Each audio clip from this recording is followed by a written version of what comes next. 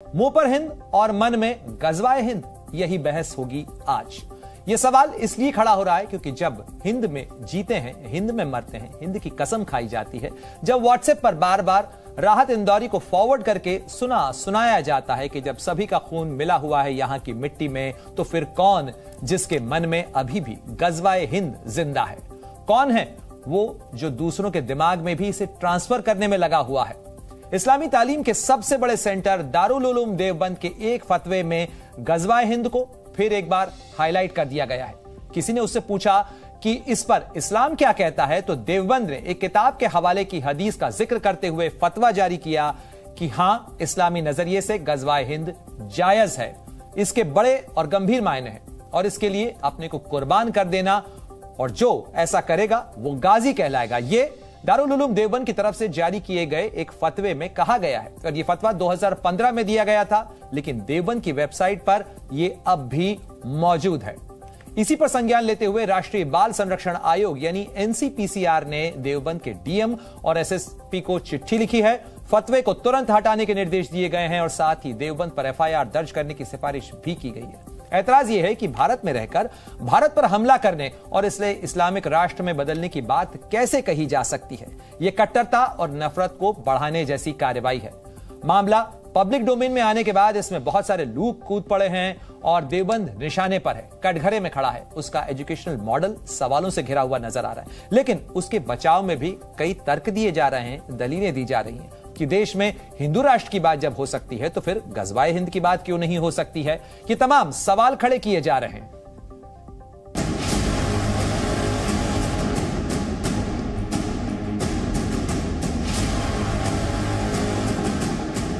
दारुल उलूम देवबंद के द्वारा गजवाए हिंद के लिए फतवा जारी करना यह शुद्ध रूप से आतंक को बढ़ावा देना है, कट्टरता को बढ़ावा देना है और पूरे देश में जहर घोलने का काम किया जा रहा है। पूरे देश को इस्लामिक राष्ट्र बनाने के लिए योजना और रचना बनाई जा रही है।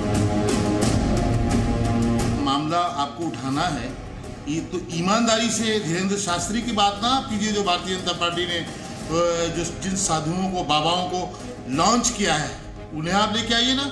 सबसे पहले गजबे हिंद की बात अगर किसी ने की है तो इन्हीं लोगों ने की है, क्योंकि हमारे देश का चरित्र जो है वो सेकुलर है।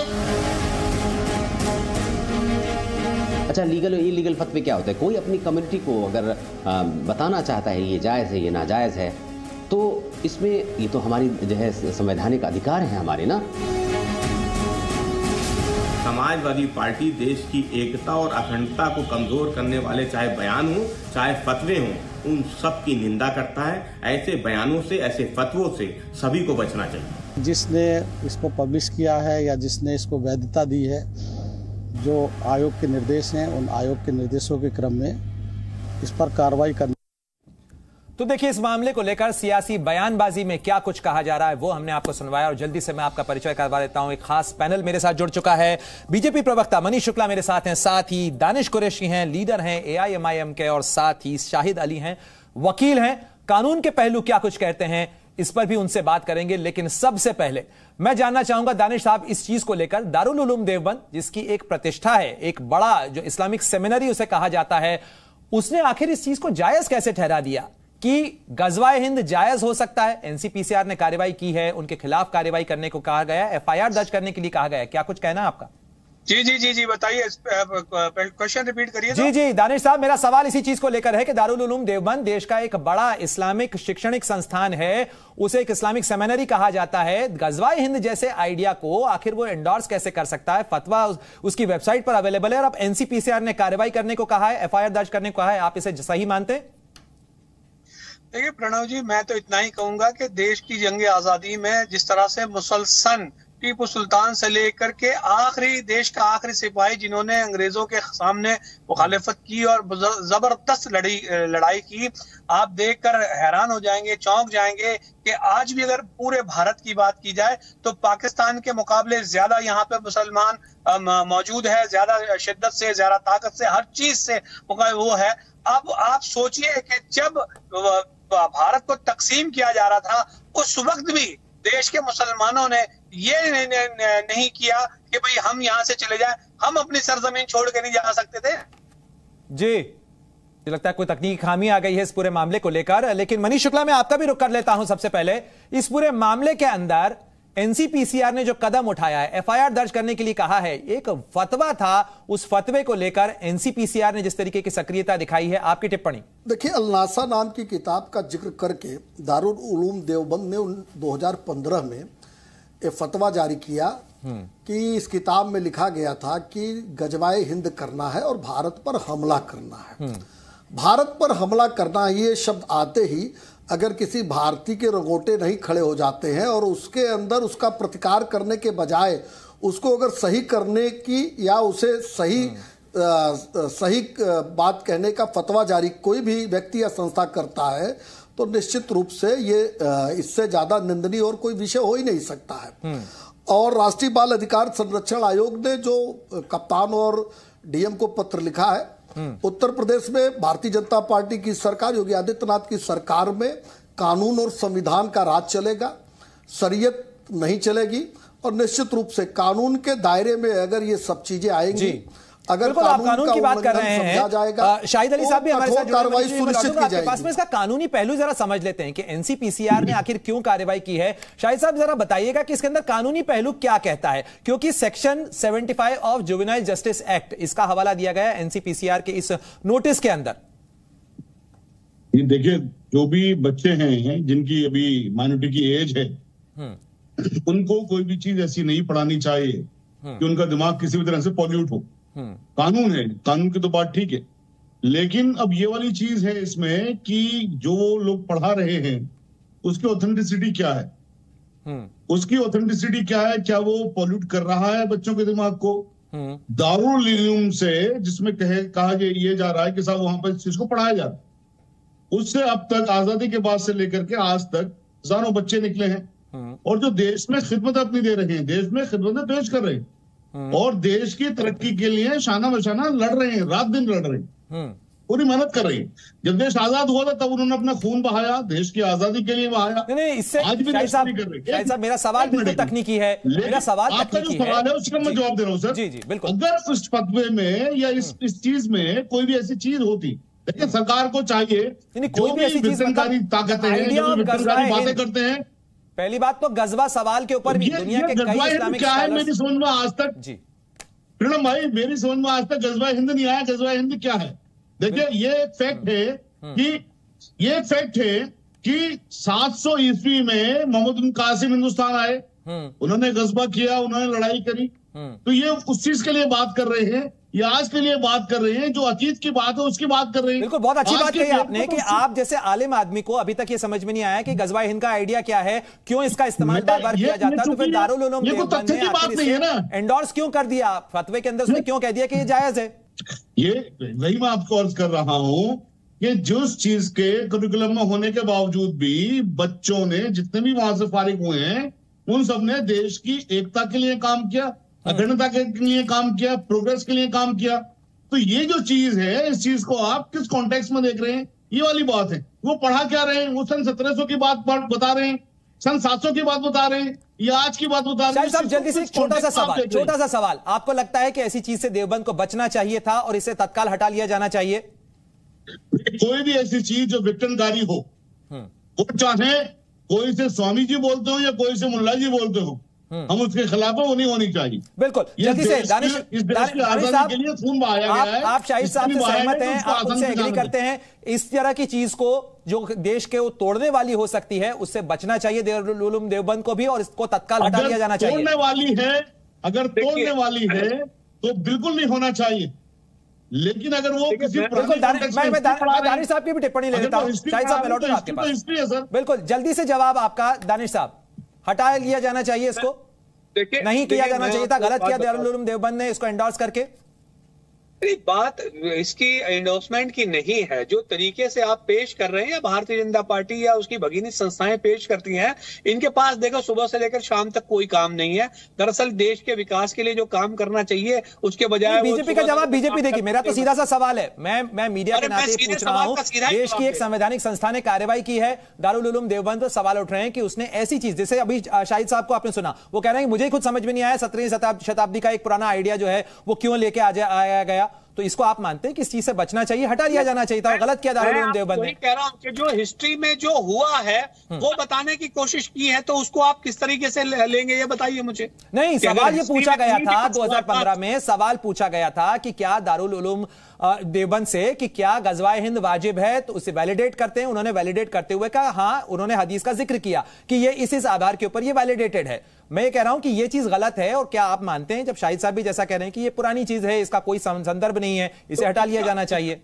उसका जिंदा सबूत ये है कि हम यहाँ 1947 में दानिश कुरैशी भी बैठे हैं, दूसरे को पैनलिस्ट है वो भी बैठे हैं, और हम दोनों मुसलमान हैं, और हिंदुस्तान के लिए जितनी शिद्दत से और कोई शहरी अपनी वो कर सकता है जिम्मेदारी, इसका निष्ठा से कोई सवाल ही नहीं है, अपना काम कर। इसका बिल्कुल, मैं तो एक भारतीय नागरिक होने के नाते आपसे ये पूछ रहा हूं कि आप चाहते हैं कि ऐसी चीज जो विघटनकारी हो, ऐसी चीज जो बच्चों को कॉन्कॉक्ट करती हो, उनको गलत चीज सिखाती हो, उससे बचना चाहिए। दारुल उलूम देवबंद हो चाहे दुनिया की कोई, भारत की कोई भी संस्था हो, शैक्षणिक संस्था हो। सही बात है, लेकिन मैं आपको वही तो कह रहा हूं कि इतिहास से ही सीखने की जरूरत है कि जो चीजें पास में गुजर गई हैं उनको बात करेंगे। चलिए मनीष जी, मुझे लगता है कि शाहिद साहब भी इसी से सहमत हैं, देखिए दानिश कुरैशी भी मानते हैं, तो फिर तो मसला ही खत्म है।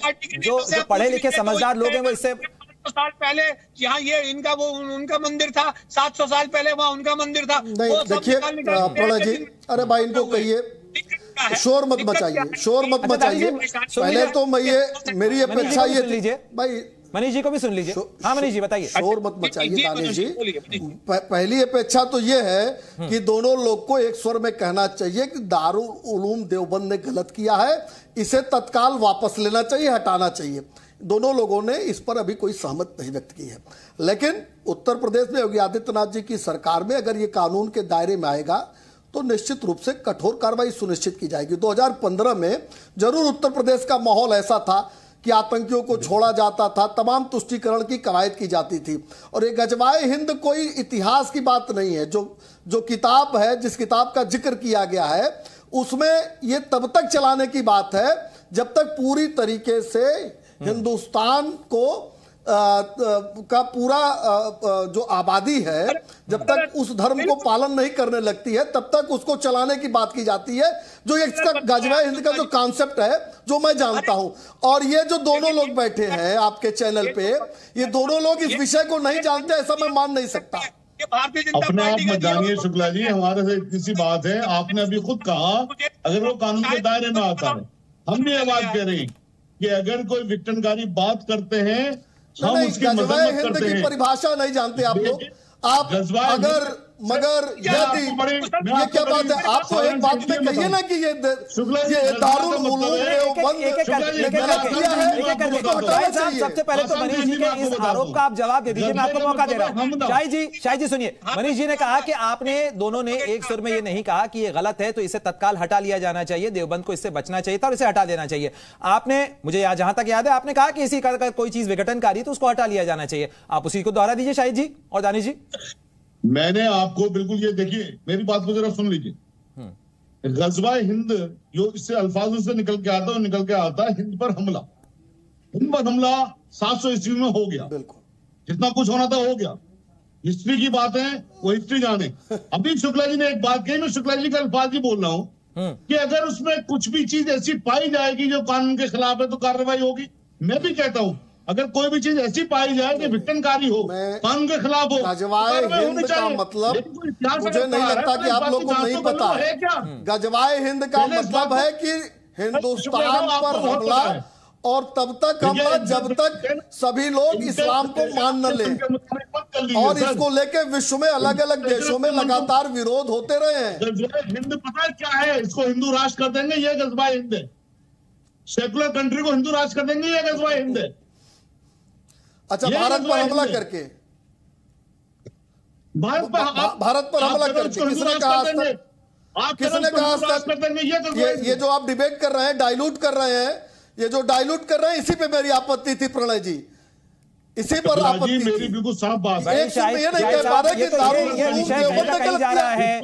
सवाल है एनसीपीसीआर का, ये बच्चों से जुड़ा हुआ मामला है, इसीलिए राष्ट्रीय बाल अधिकार संरक्षण आयोग ने नोटिस दिया है बच्चों को किसी भी ऐसी चीज से एक्सपोज नहीं किया जाना चाहिए जो उनको प्रभावित कर सकती है और उनको रिस्क में डाल सकती है। सेक्शन 75 और जुवेनाइल जस्टिस एक्ट इसको चीज को साफ करता है। दानिश कुरैशी साहब, आप बहुत देर से चुप बैठे हुए हैं। मनीष शुक्ला साहब ने जो कुछ कहा, शाहिद साहब भी ये कह रहे हैं, जो चीज बच्चों को नुकसान पहुंचाती ऐसी कोई भी चीज आइडिया जो बहुत ही पुराना है, जिसका कोई प्रासंगिकता नहीं है। दूसरी बात यह है कि इसके अंदर गाजी होने की बात कही गई है। मुझे जहां तक ध्यान है, मौलाना जो वारिस मजहरी हैं या मौलाना मुफ्ती मुश्ताक तिजारवी हैं जो कि दारुल उलूम देवबंद से संबंध रखते हैं, उन्होंने खुद ये कहा है कि गजवाए हिंद का जो आइडिया है वो कॉन्कॉक्टेड है, कुछ उसके अंदर गड़बड़ है और इस चीज का की कोई प्रासंगिकता नहीं है, गलत इंटरप्रिटेशन का मामला है। दारुल उलूम देवबंद से जुड़े हुए कई जानकार इस चीज को खारिज कर चुके हैं, फिर दारुल उलूम देवबंद अपनी वेबसाइट पे क्यों रखे हुए? देखिए, मैं आपको बताऊं प्रणव कि आप जो गाजी की बात करते हैं ना, तो मैं आपको बताऊं कि मुसलमानों के नजरिए से जंग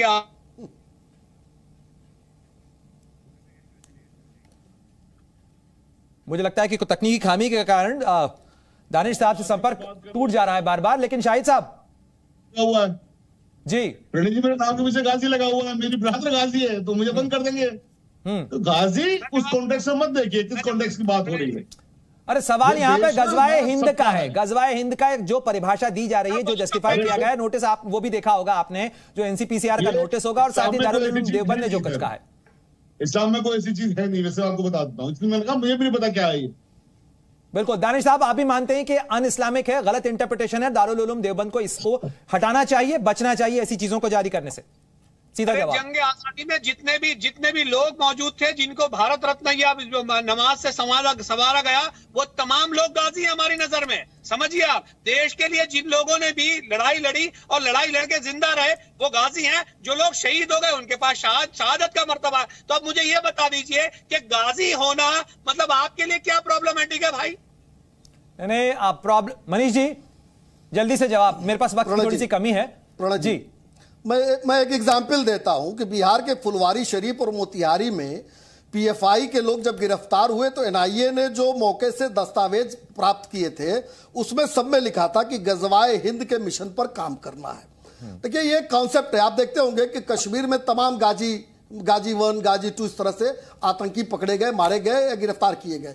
तो देखिए, इसको सबको, जिसको देश से प्यार है, जिसको हिंदुस्तान से प्यार है, जिसको इसकी मिट्टी, मुझे लगता है काफी हद तक देखिए, जो लोग जिनको देश से प्यार है, जो भारत में रहते हैं, वो भारत के लोग हैं। भारत के टूटने या भारत को तोड़ने की बात करने वाले किसी से हम सहमत नहीं हैं। मुझे लगता है कि मनीष शुक्ला जी, दानिश कुरैशी साहब और शाहिद अली साहब, आप कम से कम इस चीज पर एक सुर से, इस मंच से हम ये संदेश तो कम से कम दे ही सकते हैं कि इस मामले पे कोई किसी चीज का समर्थन नहीं करता है जो भारत को तोड़ने की बात करने वाला। बहुत बहुत शुक्रिया हमारे साथ जुड़ने के लिए, चर्चा में भाग लेने के लिए। वक्त की कमी के कारण हम इस मामले के ऊपर यही मानते हैं कि इस मामले पर भारत को तोड़ने की बात करने वाली हर बात, हर चीज को खारिज किया जाना चाहिए और चाहे वो कोई भी संस्था हो, उसे इस तरीके के प्रयोगों से, इस तरीके के वक्तव्यों से बचना चाहिए। और जी न्यूज पर खबरों का सिलसिला लगातार जारी है, आप बने रहिए जी न्यूज के साथ। जी न्यूज।